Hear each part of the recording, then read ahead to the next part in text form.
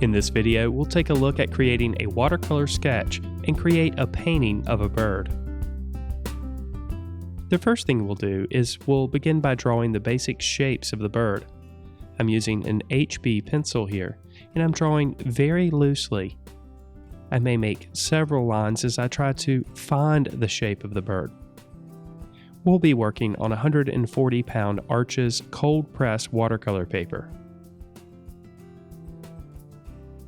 As I'm drawing out the basic shapes, I'm just looking at areas of contrast in value.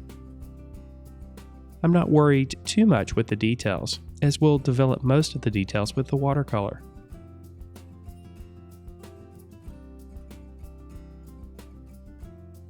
I'm looking at relationships between areas of positive and negative space to ensure that I get the correct shapes on the surface. It's always okay if your drawing is not completely the same as your reference, whether that be a live reference or a photo reference. We'll add a couple of lines here to give an indication of a branch in which the bird is resting upon. Now, with a kneaded eraser, I'll gently lift some of the lines that I've created. And now I'll go back in and create a few indications of some of the details. Again, we're not going to get too concerned with all of the details, just an indication of where these things are. For example, we're drawing the eye and locating some of the highlights. I'll also refine the shape of the bird a bit. Before painting, we'll revisit with a kneaded eraser, cleaning up some of the edges and lines a bit further. Now we're ready to begin painting.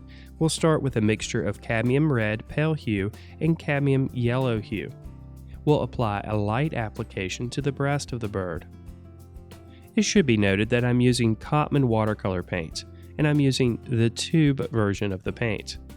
Different manufacturers' paints will behave differently, and of course different colors are available. Now, with a very light application of cadmium yellow hue, we'll go back and slightly alter the color. With watercolor painting, we'll start with light applications. We'll progressively get darker with our applications, meaning the values and the intensities of the colors will become stronger as we progress through the painting.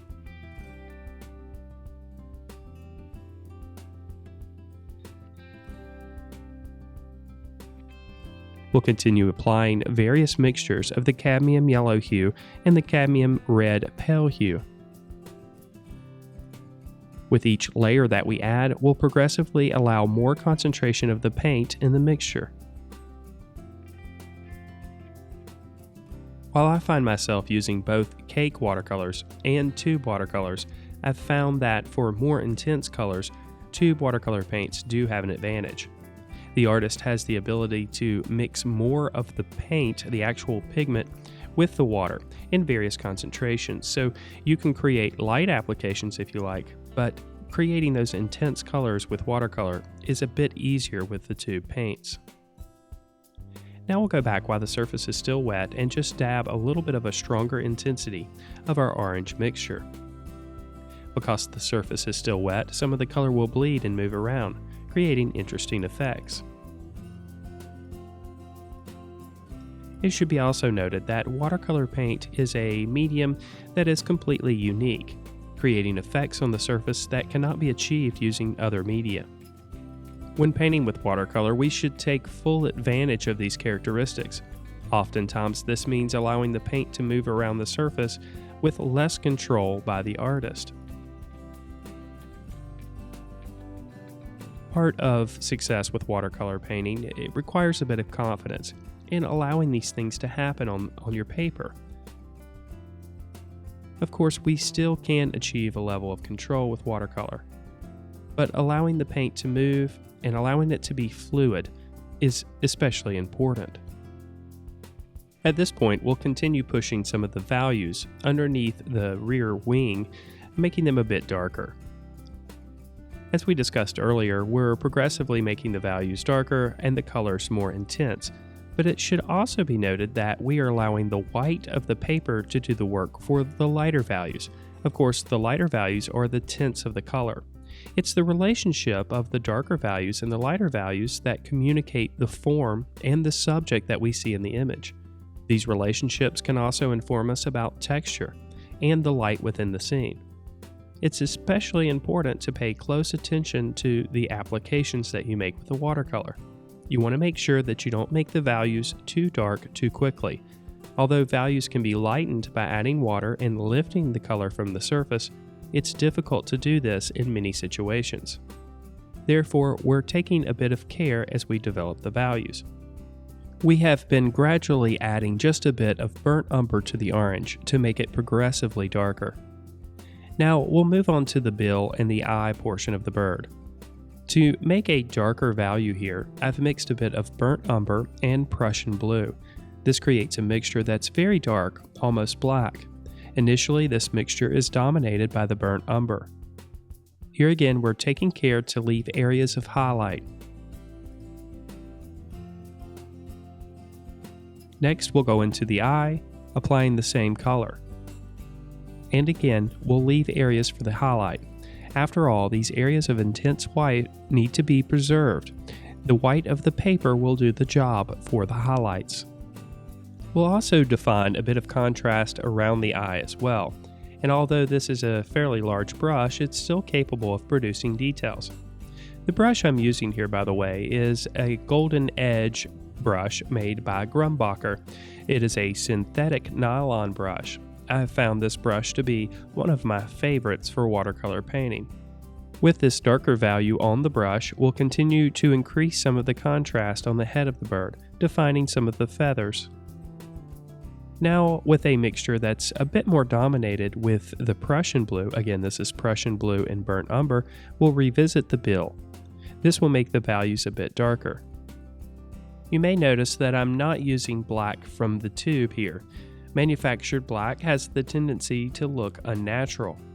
By mixing our own black with a dark blue and a dark brown, we create a more natural appearance for areas that appear black in the painting. We'll also apply this color again to the eye, taking care to preserve the areas of highlight. Again, with this darker value, we'll make a few touches to increase the contrast.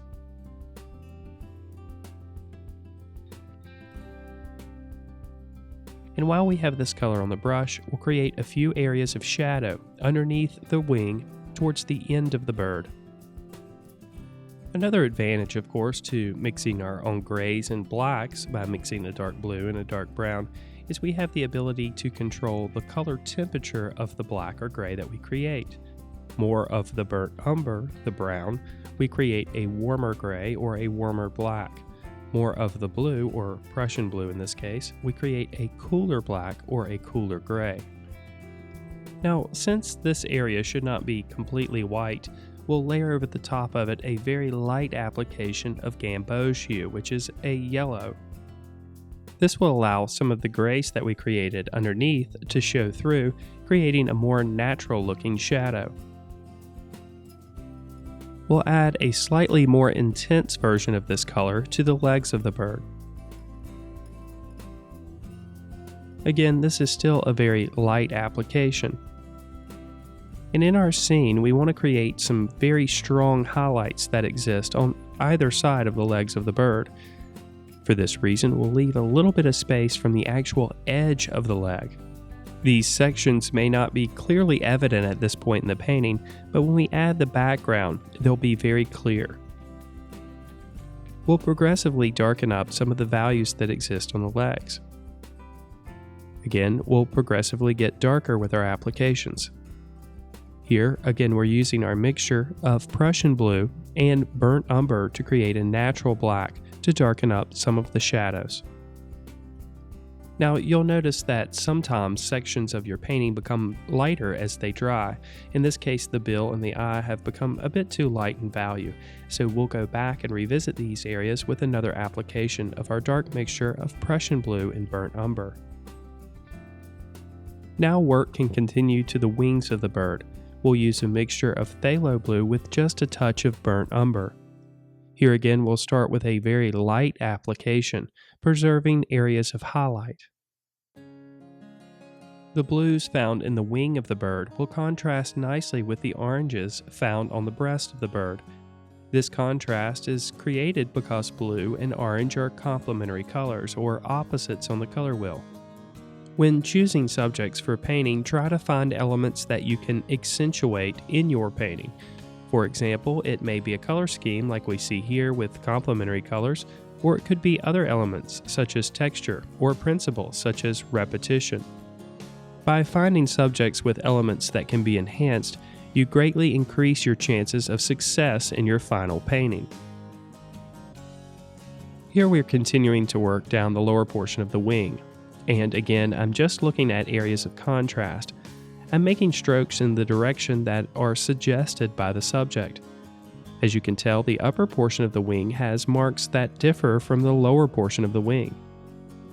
And although these marks are not exact copies from the subject, the texture that is communicated here is enough to show difference and just enough detail for the painting.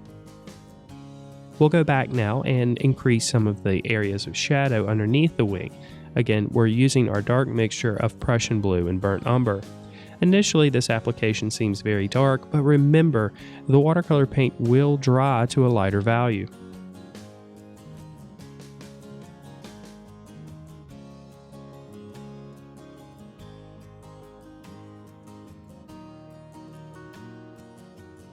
We'll also apply some of these darker values to the wing itself.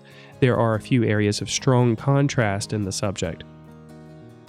Remember, the contrast in value will also communicate the texture within the scene. Not only that, but also the directional strokes that are made with the brush. Therefore, as we develop this texture, we're not only considering the relationship of the contrast in value, but also the directional strokes that are made. These clues are found, of course, on our subject. And while we might not need to match them exactly, we do need to get the overall feel of the marks that are made. It goes without saying then that the texture on the lower portion of the wing is different from the texture on the upper portion of the wing, so the marks are different in these areas. Colors and values are perceived relative to the colors and values that are around them. At this point in the painting, we have enough contrast from the wing of the bird and the breast of the bird to see that we need to revisit the breast and intensify some of the color a bit. Therefore, we'll revisit this section with our mixture of cadmium red pale hue and cadmium yellow hue. We'll also intensify a few areas of the cadmium yellow hue using only the pure color. We'll also intensify some of the colors on the leg of the bird as well, again using cadmium yellow hue and cadmium red pale hue. Just as the color on the breast needed to be intensified, there's also a section that needs to be lightened. We'll lift a bit of color from this section by using a bit of water on the brush, scrubbing it into the surface, and then lifting with a paper towel. Next, we'll address some of the initial applications for the branch.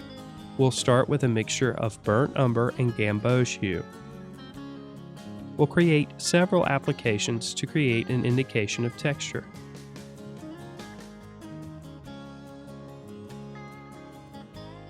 Then, while the surface is still heavily saturated, we'll revisit it with a heavy application of burnt umber. We'll allow the color to bleed and move around on the surface.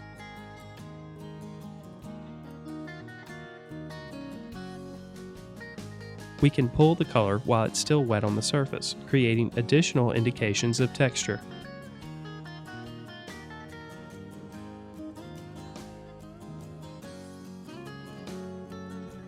Now, with a bit of water, we'll scrub a few sections and lift with the paper towel. This creates an additional level of texture.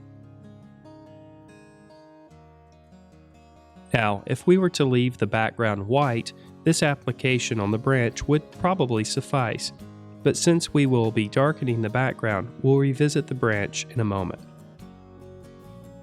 Now, with a smaller brush, we'll start to refine some of the darker values and details on the bird, starting with some of the shadows on the legs.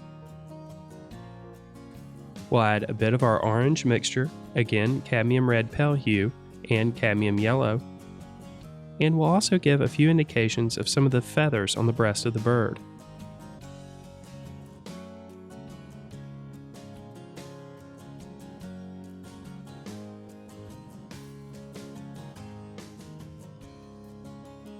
We'll go back to the section of the eye and add a bit of yellow around the eye itself. And with a very light mixture of phthalo blue, we'll add a bit of depth to the bill of the bird. Now it's back to the branch. Here, with a bit of burnt umber mixed with Prussian blue, we'll start to create some of the darker values. As you can tell, this mixture is clearly dominated by the burnt umber. Now we'll start to address some of the background colors. Since we want to create the illusion that the bird is in a tree, we'll create a variety of different greens for the background. We'll allow the green to be varied. In some sections, yellow will be more dominant, and in other sections, blue will be more dominant. We're creating this initial green by mixing ultramarine and cadmium yellow hue. We'll pull this color all the way up to the bottom edge of the bird. And as we just mentioned, we'll be creating a variety of different greens for the background. Some of the greens will be heavily concentrated with yellow, while others will be heavily concentrated with blue. We'll allow each application to overlap the last. In the end, we want the leaves of the tree to be implied. This means that we're going to leave out any details and instead just add overlapping applications of color. In some of the sections, we'll apply large amounts of water and then apply various colors on top, allowing those colors to bleed.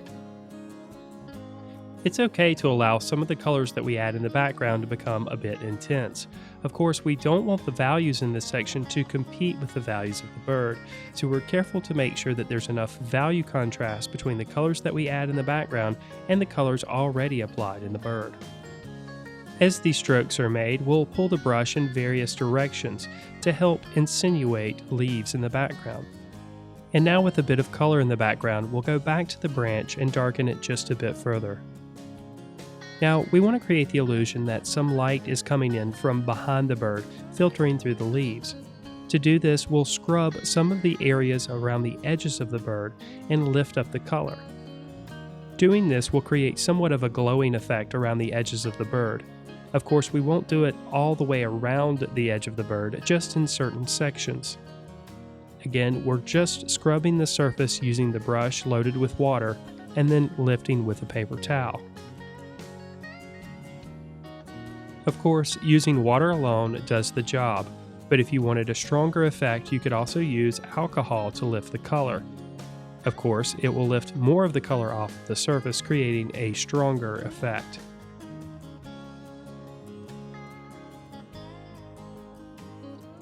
We'll revisit the bottom portion of the branch one last time, this time allowing more of the red to show through in the mixture.